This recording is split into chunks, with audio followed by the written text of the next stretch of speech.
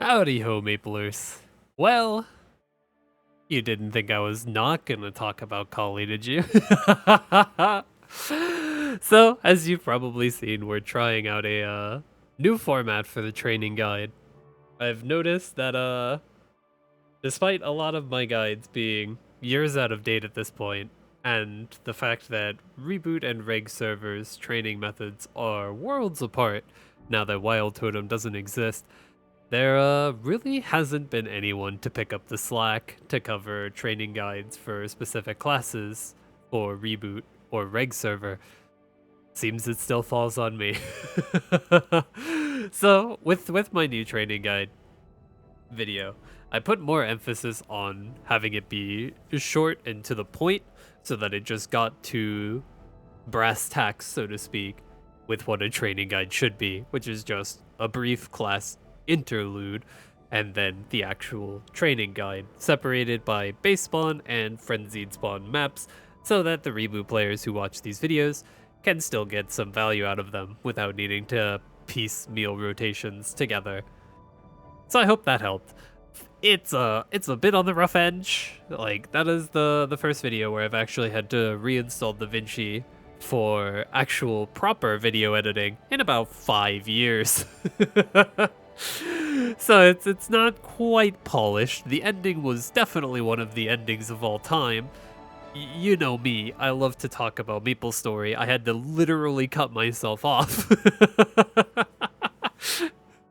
But for the purposes of the new guide format, I think it worked. I definitely need to get a little bit better at post commentary. It's still very awkward for me, but it worked. Now you'll probably also see, if you watch this video and then another video that'll come out later, the gear here isn't quite the same as the gear was on the Dojo Clear, because for the Dojo Clear, I was using approximated gear to simulate roughly where the other thieves were for their 250s, at least damage-wise. But even devalue or like descaling my damage, Khali was still a bit higher than she probably should have been. The difference between an arcane weapon and an abso weapon is quite big, even if I'm using suboptimal gear to accomplish my run. She still looks a bit OP. Floor 50 is quite a bit higher than I think she would have been were she using similar gear to previous 250 thieves, but that's neither here nor there. It's close enough. It shows how she bosses. She did relatively well in dojo, but that's besides the point. This video is for the people who just like hearing me talk about classes, because that's pretty much what we're going to be doing for this entire video. Had to keep the training guide short and to the point. This one's gonna be a rambler. For the actual Khali gear, I went over this in more detail in her actual gear overview, because this is going to be a character I want to play on a weekly basis. It's a bit stronger than my other 250 gear, like quite a bit stronger. It still needs a lot of work because all of this is scrolled very horribly except for the Gallix gear, my arcanes, and my CRAs, so I still have a lot of work to do, but she is in a pretty solid spot right now.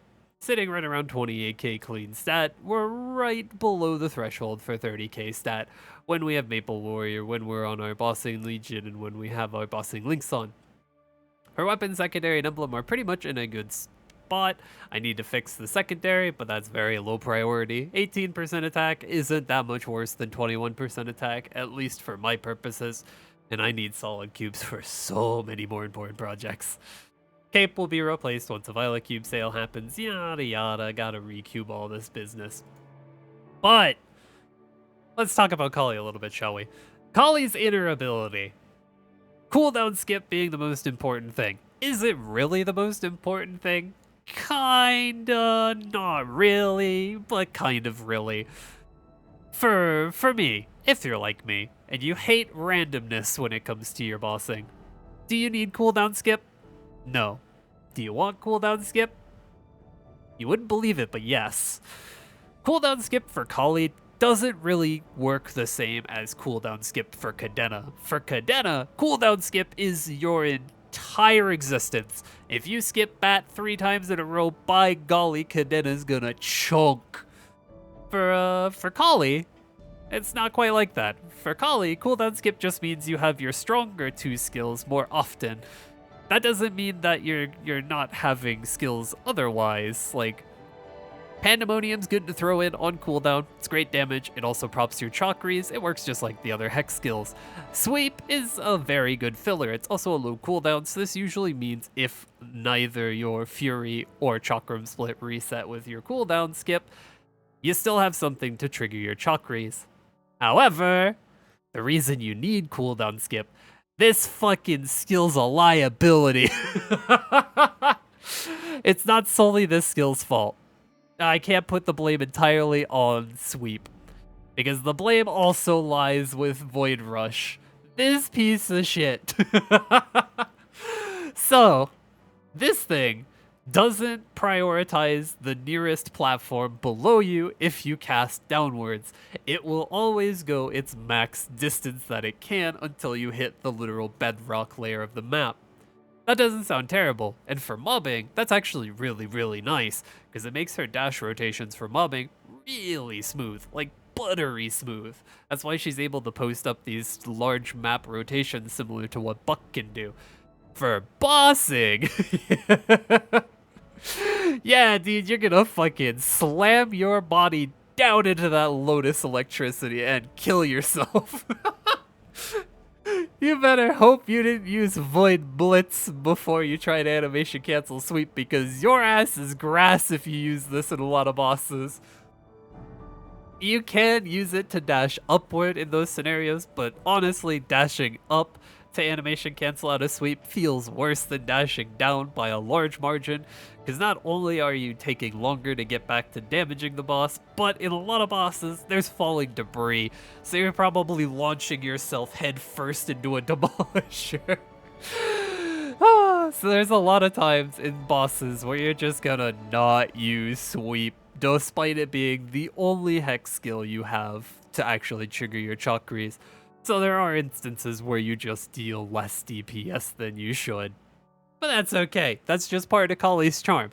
Who wouldn't like a class that can just suicide accidentally at the speed of sound? For her second line, ideally you want to get 10% boss damage or crit rate if you're fresher to the game, you don't have as much Links or Legion.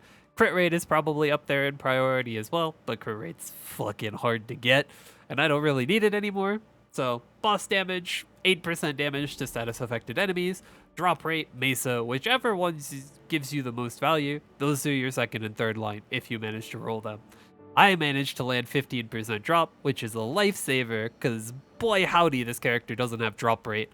And with me wanting to make her into a weekly bosser, that's kinda bad. We've got a long road ahead of us before this character is competent in the drop rate department. I have 1 drop ring, 1 soon-to-be drop ring, and 1 future drop ring, because I need solid cubes to tier up more important stuff first. But for Khali's bossing, because I had to cut myself short in the video because I was talking way too damn much, it's a lot of fun. I genuinely think Khali is an improved version of Dual Blade when it comes to bossing. She has such a good flow to her combo skills that you don't even really notice after a while that you're comboing. Like I said, 1, 2, 3 with your normal attack. After the third one, you use Void Blitz, and then after Void Blitz, you use a Hex skill, with your priority being Fury, then Split, then Sweep, and Pandemonium, whichever one you have when these 2 are on cooldown. It feels great. It feels natural. After a while, it'll get down to muscle memory. You won't even need to worry about it. You won't have to pay attention to your cooldowns coming up from your note effect at all. 10 out of 10. More in-depth overview of these skills, by the way.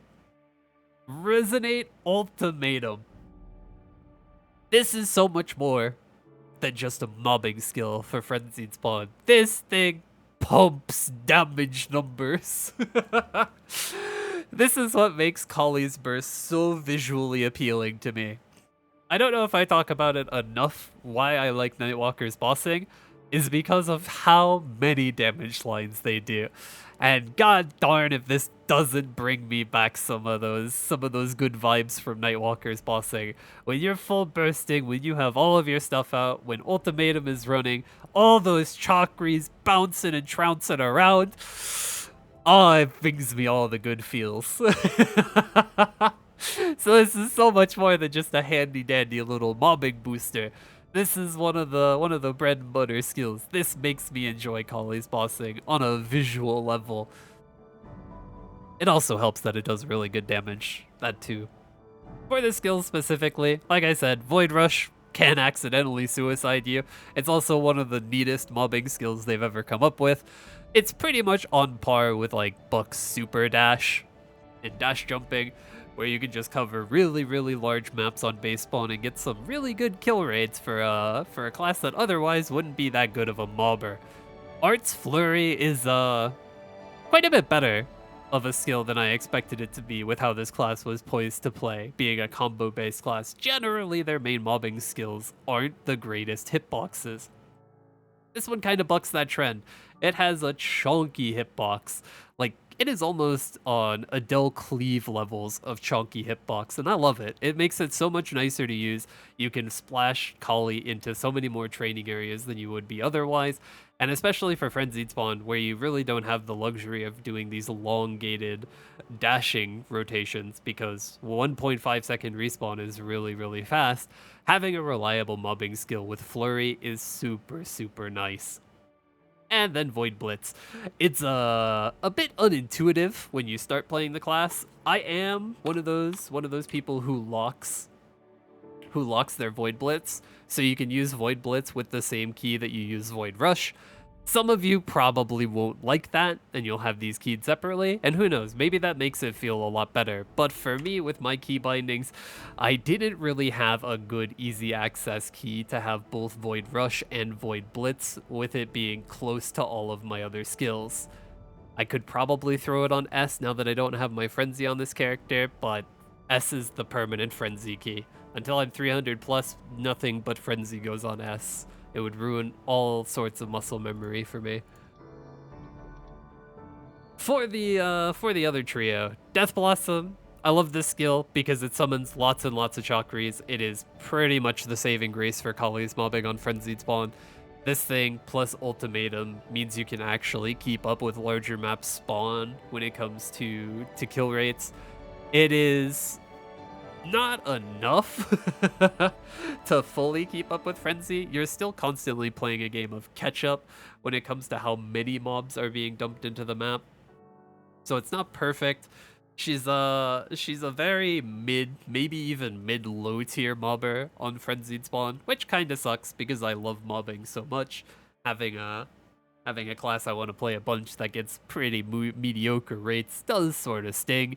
She's also a bit more reliant on a vac pet than I would like. Because of how much you're playing catch up with the spawn, using normal pets and slowly making your way around the map to loot everything slaughters your kill rates. Like, the kill rates I showed in the training guide were assuming you had vac pets, because honestly, at this point, the game is kind of built around vac pets and the assumption that you have vac pets. And it would be disingenuous to show how awful the rates can be if you try to full loot with normal pets. Not to say it's undoable, or impossible rather, to use proper grammar, because I did it. I still have my 3 normal polar bears. It's definitely worse though. When Khali can pull 40k mobs per hour in maps, the only one that I was able to consistently get 40k and above for kill rate while looting with normal pets was my deepest upper rotation in Arcana. Everywhere else trended south of 36k using normal pets, when they could quite easily and consistently pull 40 to 42k mobs per hour. So it sucks, especially because vac pets are super expensive, and I am not really ready to invest in them on all of my characters. So it does kind of suck that a lot of her mobbing capabilities for Frenzy are heavily limited by looting, when it's such a key component of mobbing. For Pandemonium, I touched on this primarily as it being just like an off-burst bossing skill, which it very much is. You want to be using this thing on cooldown for bossing. But you do want to use it when you have Chakris up, because it is a free way to trigger Chakris as well. But this is a handy dandy little skill for mobbing too. It's got a huge hitbox. On Frenzied Spawn, it lasts just barely long enough to kill 2 waves of spawn. So you can set this down to buy yourself a few precious seconds to get around the map, to pick up mesas, to replace your Urda Shower, to replace your Death Blossom, etc., without losing that many mob kills. It's a really, really valuable skill, and I kind of undersold it in the training guide because that's supposed to be more of a general purpose video. For me specifically on Frenzied Spawn, I value this thing quite a bit more than even Astra, let's say. That's why I put it higher on the priority list than Astra or Void Blitz, but lower than Ultimatum. It is very, very good at what it does, but it's not better than Ultimatum. Then there's Astra. Oh boy, I have a love-hate relationship with this skill, honestly. It is really nice, it's fully passive, it's good bossing damage, good mobbing damage, has a very, very wide search range for actual targets, which means in larger maps, you can like clip one mob near you and Astra will go out of its way to find mobs that you wouldn't even normally be able to hit to kill, which is super nice. But then we get to the bossing. Dude, I usually boss with like 10% transparency. I like still being able to see my skills when I'm bossing. I don't like going full ghost on my animations. But this skill kind of requires you go full ghost because good fucking god, when you only have one target for these giant chakrams to strike down on, they will block your entire view of a boss. So you better be using those boss outlines because you're gonna need them for some of these bosses. It's a bit visually cluttering. Otherwise, I like it. And then there's Void Burst. Do speak about visually cluttering. Even on low transparency, you can't see shit through this. So thank goodness it is a full iframe for its duration. Thank freaking goodness. The full duration is 4.3 seconds, which is definitely pretty nice.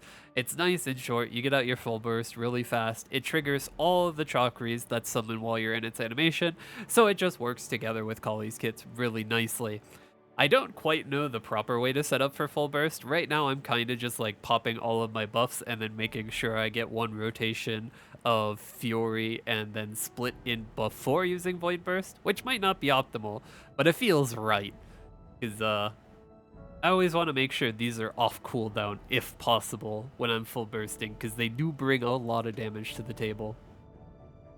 Then for the other skills, it's mostly just the same as all of the other V-Matrixes.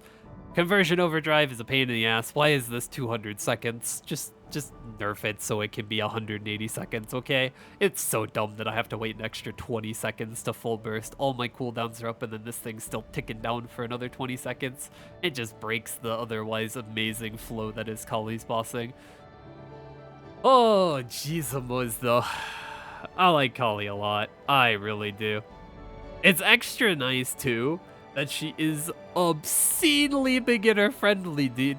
If every new class comes out with events like Khali's Journey, Khali's Wish, and the Wonkstron, boy howdy, these 250s are pretty much going to be the easiest they have ever been. There were so many potions Nexon has been throwing at us. I literally couldn't not get 250 if I tried. I was getting too many potions. I actually had to use some of them on Khali because the other potions, these 4 that I actually planned around getting, these are all going to the beginner. The beginner will be 250 at the end of the Wonkstront event thanks to these potions. This is kind of all of the mag pots I was expecting for the entirety of Savior. Yeah, I was wrong.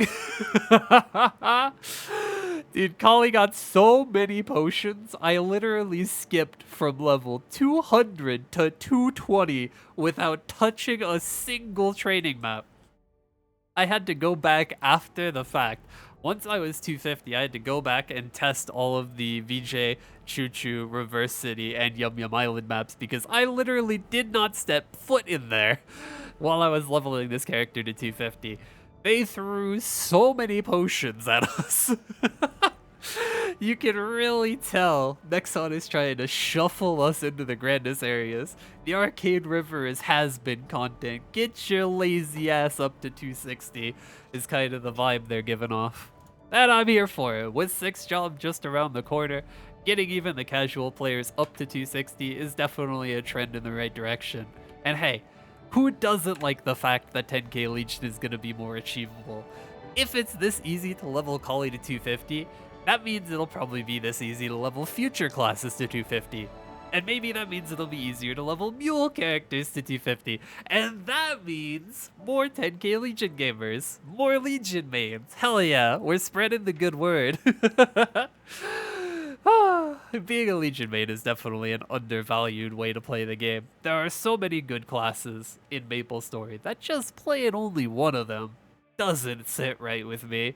That's why I made the mistake of playing so many. Oh boy, oh boy. But hey, that's been this little talk about Khali, about life, about MapleStory. Hopefully this suffices for not having like me just rambling through the training guide. I'll probably do this for future classes as well. Like, once I get to the point I'm comfortable re-releasing my Nightwalker training guide, once I'm actually able to train in Hotel Arcus, in Odium, in Asteria, I can re-release that video, and it'll probably be like this one, with a further rambling video accompanying it, like this one. So hopefully that suffices for the people who just like hearing me talk about MapleStory classes. But anywho's it. If you have any questions about Khali, about my journey to ruin my life at this point, about leveling all these 275s, all these 250s, about any step in the process, if you have any questions, feel free to ask them in the comments down below. I love talking about this game. Hell, I just recorded a whole new video to talk about this game. And anywho, hope you liked the video. See you in the next one.